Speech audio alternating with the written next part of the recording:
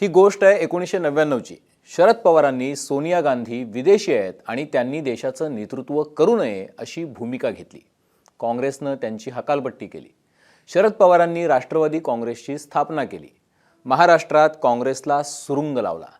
त्या निवडणुकीत काँग्रेस आणि राष्ट्रवादीच्या नेत्यांनी एकमेकांवर टीका करताना सगळ्या मर्यादा ओलांडल्या। पण जेव्हा निकाल लागला तेव्हा काँग्रेस आणि राष्ट्रवादी एकत्र आल्याशिवाय सत्ता स्थापन होईना असं मॅन्डेट आलं। हातातोंडाशी आलेला सत्तेचा घास पवारांनी आनंदानं स्वीकारला। त्यात विदेशी असलेल्या सोनियांच्या काँग्रेसचंही मीठ होतं। त्यानंतरची 26 वर्ष महाराष्ट्रात काँग्रेस आणि राष्ट्रवादी सोबत आहे, मग ती सत्तेत असो वा विरोधात। सत्तेत असताना पवारांनी काँग्रेस महाराष्ट्रात वाढू नये यासाठी आटोकाट प्रयत्न केले। एकाच विचारांचे नेते दोन पक्षात उभे राहिले, अर्थात शहकाटशह झाला नाही असं नाही। विलासराव असताना त्यांनी पवार विरोधी राजकारण करत दिल्लीला जवळ ठेवलं होतं, किंबहुना महाराष्ट्रातलं नेतृत्व तशाच विचारांचं असावं हा दिल्लीचा क्रायटेरिया होता। त्यानंतर थोडा काळ अशोक चव्हाणही होते, पण त्यांचा कार्यकाळ फार प्रभावी होता असं नाही। पण पृथ्वीराज चव्हाणांनी खऱ्या अर्थानं पवारांशी आणि त्यांच्या पक्षाशी पंगा घेतला। खरं तर सूड वाटावं इतकं कडवट राजकारण पृथ्वीराज बाबांनी केलं। त्यांच्याच काळात सिंचन, महाराष्ट्र सदन, आदिवासी विकास अशा वेगवेगळ्या विभागातले घोटाळे बाहेर आले आणि ते राष्ट्रवादीशी संबंधित होते। पण सत्ता गेल्यानंतर म्हणजे गेल्या 12 वर्षात राष्ट्रवादीपेक्षाही काँग्रेसची अधिक दशा झाली। पक्ष संघटना विस्कळीत झाली, त्याला कुणी एक वाली राहिला नाही। सर्वमान्य एकच नेतृत्व नसल्यानं घोडी चौखूर उधळावीत तसा सगळा कारभार। तुम्ही म्हणाल की हा इतिहास कशाला सांगताय, तर त्याचं कारण आहे आजच्या एका घटनेत।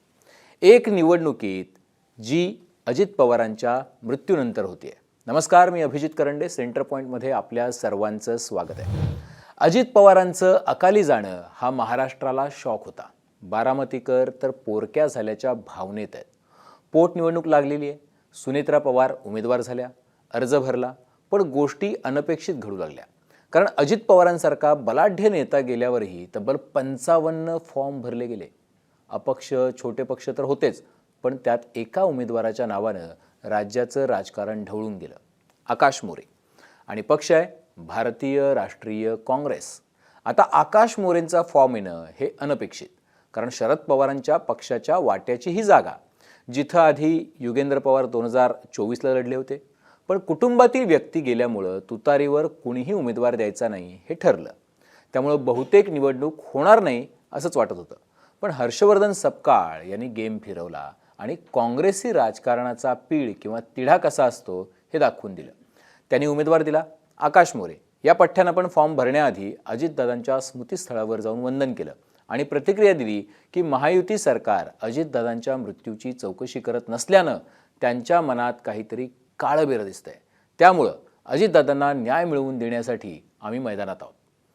इथं अजित पवारांच्या पक्षाला पहिला धक्का होता।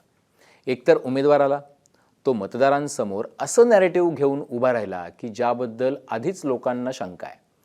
पण इथं मुत्सद्देगिरी दाखवण्याची गरज होती ती राष्ट्रवादीच्या म्हणजेच घड्याळ्याच्या नेत्यांनी। अर्ज भरण्याआधी सगळ्या मुख्य विरोधी पक्षांशी संपर्क साधून उमेदवार न देण्याबाबत विनंती केली जाणं गरजेचं होतं, पण तसं झाल्याचं काही दिसत नाही। पोटनिवडणुकीचा कार्यक्रम कधी जाहीर झाला? 15 मार्चला। सुनेत्रा पवारांनी अर्ज कधी दाखल केला? 6 एप्रिलला। पण दरम्यानच्या काळात केंद्रातल्या कुठल्याही काँग्रेस नेत्याशी थेट संपर्क करून निवडणूक न लढण्याची चर्चा झाली नाही। प्रफुल्ल पटेल बारामतीच्या भाषणात म्हणाले की संपर्क झाला नाही। तटकरे म्हणाले आम्ही बोलतोय। राज्यात उद्धव ठाकरेंनी उमेदवार देणार नाही हे स्पष्ट केलेलं होतं। शरद पवारांचा पक्ष उमेदवार देणारच नव्हता, फक्त काँग्रेसशी बोलणं बाकी होतं। ते बोलणं सुद्धा अर्ज भरेपर्यंत राष्ट्रवादीच्या नेत्यांनी केलं नाही असा दावा हर्षवर्धन सपकाळ यांनी केला आहे। पण राष्ट्रवादीनं बोलणं का टाळलं? काँग्रेसला त्यांनी कमी लेखलं का? त्यांना बोलणं गरजेचं नाही वाटलं का? की हर्षवर्धन सपकाळांशी त्यांना प्रॉब्लेम होता? माहीत नाही। पण जेव्हा पार्थ पवारांना त्याविषयी विचारलं तेव्हा त्यांनी कहर केला। ते म्हणाले काँग्रेसला किंमत मोजावी लागेल। थेट इशारा। काँग्रेसचा डाऊनफॉल बघा। एका पद्धतीनं काँग्रेसला खिजवलं। अर्थात काँग्रेस 120 वर्षांची आणि पार्थ पवार आत्ता खासदार झालेत। देशभरात काय झालं बघा। आता दिग्गज नेता गेल्यानंतर कुटुंबातील व्यक्तीला बिनविरोध आणण्यासाठी तरी ही भाषा मदत करेल का? त्यामुळेच पवारांनीही मग पार्थ पवार यांच्या परिपक्वतेवर शंका उपस्थित केली. पण मग वातावरण त्या सगळ्या त्यांच्या मुलाखतीनंतर चिघळलं. संवादाऐवजी एकमेकांचं ट्रोलिंग सुरू झालं. तिकडे शरद पवार एकही शब्द बोलत नव्हते, सुप्रिया सुळे शांत होत्या, रोहित पवार बिनविरोध करा म्हणत होते, पण कशी याचं उत्तर नव्हतं. अखेर आज सकाळी वेगानं घडामोडी घडू लागल्या.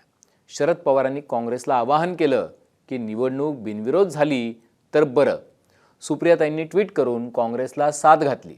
रोहित पवार तर थेट हर्षवर्धन सपकाळांना भेटायला आश्रमात पोहोचले आणि कुटुंब म्हणून सुनेत्रा वहिनींच्या निवडणुकीची काळजी केवळ आम्हालाच आहे आणि राष्ट्रवादीचे नेते म्हणजे अजित पवारांचे नेते काहीच कसं करत नाहीयेत हे सुचवण्याचा त्यांचा प्रयत्न होता.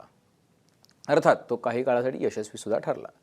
आता ही दृश्य टीव्हीवर दिसताच राष्ट्रवादीचे मंत्री मकरंद पाटील यांच्या नेतृत्वात 2-3 आमदार तिकडे सपकाळांकडे धावत गेले गांधी भवनला. त्यांनीही एक विनंती केली की कुठल्याही परिस्थितीमध्ये निवडणूक होऊ नये. अजितदादा गेलेले आहेत, त्यांच्या कुटुंबातील व्यक्ती निवडणूक लढतीये. एकनाथ शिंदेंनीही काँग्रेसला निवडणूक होऊ नये असं आवाहन केलं होतं. मग राहिले ते मुख्यमंत्री. आता 2च महिन्यांपूर्वी मुख्यमंत्री म्हणजे देवेंद्र फडणवीस सपकाळांना बोलताना म्हणाले होते की ते बिनडोक आहेत. आता आज जर सपकाळांना फोन केला नाही तर सुनेत्रा पवारांची त्यांना काळजी नाही हा मेसेज गेला असता. त्यामुळं अखेर सपकाळांना फडणवीसांनी फोन केला. त्यामुळं कोण सपकाळ ते फोन टू सपकाळ हा प्रवास झाला. म्हणजे कोण सपकाळ असं फडणवीसांनी विचारलं होतं. आता या परिस्थितीत 10 गोष्टी अधोरेखित झाल्यात. शांतपणे ऐका. या 10 गोष्टी महाराष्ट्रातलं आत्ताचं राजकारण नेमकं काय आहे हे सांगणार आहेत. राष्ट्रवादी काँग्रेसचे वरिष्ठ नेते अगदी पटेल, तटकरे, भुजबळ आणि इतर सगळे लोक अजित पवारांच्या पक्षातले वाटाघाटीत आणि संवादात कमी पडले किंबहुना फेल झाले. पार्थ पवारांच्या ॲरोगंट भाषेनं त्या आगीत तेल ओतलं गेलं. भाजप केवळ माध्यमात बोलत राहिली आणि प्रत्यक्षात सुनेत्रा पवारांची निवडणूक बिनविरोध व्हावी म्हणून कोणी साधा कॉलही केला नाही. म्हणजे त्यांना किती काळजी होती हा प्रश्न उपस्थित झाला. एकीकडे काँग्रेसनं शेवटच्या क्षणापर्यंत राष्ट्रवादीला तंगून पवारांवरचंही प्रेशर वाढवलं आणि प्रश्नचिन्हही उपस्थित केलं. आणि काँग्रेस कोणाच्याही भरवशावर नाही, नियंत्रणात नाही हा महत्त्वाचा मेसेज दिला. भाजप अजितदादांच्या मृत्यूची चौकशी करत नसल्यानं निवडणूक बाय देण्याचा विषयच येत नाही हे स्पष्ट करून लोकांची सहानुभूती काँग्रेसने मिळवली. अजित पवारांच्या मृत्यूबद्दल राष्ट्रवादी ब्र उच्चारत नसल्यानं त्यांच्या एकूण हेतू आणि इच्छेवर प्रश्न उपस्थित झाला. भाजप सत्तेत असताना कुठल्याही परिस्थितीत कॉम्प्रोमाइज्ड भूमिका घेणार नाही हा थेट संदेश मित्रपक्षांना गेला. म्हणजे उद्या जर तुम्ही महायुतीशी लढताना लेचीपेची भूमिका घेतलीत मित्रपक्षाने तर आम्ही आमच्या बळावर लढण्याचा मार्ग निवडलेला आहे हे सुद्धा स्पष्ट केलं. काँग्रेसला आणि काँग्रेसच्या अध्यक्षांना कोणीही ग्रांटेड घेऊ नये हा संदेश गेला आणि सपकाळसुद्धा काही कच्च्या गुरूचे चेले नाहीत हेही समोर आलं. अखेर आज अर्ज मागे घेतला. 3 गोष्टी काँग्रेसनं साध्य केल्या. संवादानं प्रश्न सुटला. अजित पवारांबद्दलचा आदर आहे म्हणून वहिनींविरोधातला उमेदवार मागे घेतला म्हणून काँग्रेसला परत सहानुभूती मिळाली. दुसरा, कुठल्याही परिस्थितीमध्ये कोणीही काँग्रेसला ग्रांटेड धरू शकत नाही हाही मेसेज गेला. तिसरा, सर्वात महत्त्वाचा की ज्या वेळेला लढण्याची वेळ येईल त्या वेळेला काँग्रेस तयार असेल, काँग्रेस बाय देणार नाही हा मेसेज गेला. अखेर अर्ज मागे घेताना जय पवारांना आकाश मोरेंसोबत उपस्थित राहावं लागलं आणि फ्लेक्झिबल राहाल तर फायद्यात राहाल हा पहिला धडा पार्थ आणि जय यांना मिळाला. असो, राजकारणात नेता गेला की कवच कुंडलही राहत नाहीत. अजित पवारांच्या राष्ट्रवादीसाठी हा मेसेज एका निवडणुकीनं ठळक केला आहे.